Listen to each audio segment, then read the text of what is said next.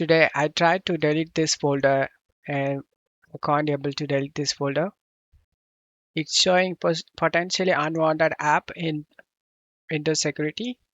To fix this, you need to copy this file path and then open up File Explorer and paste the file path in here. Remove this exe file and press enter. Go back to temp. This is the folder we need to delete. Right click on the folder and select copy this name.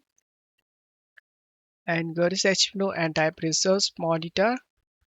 Go to CPU tab and in associated handles, paste the name of the file and select search.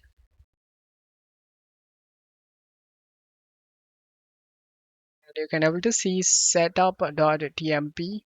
Right click and select end process. Select end process. Now you can able to delete this temp file as you can see. And that's how you can delete this file.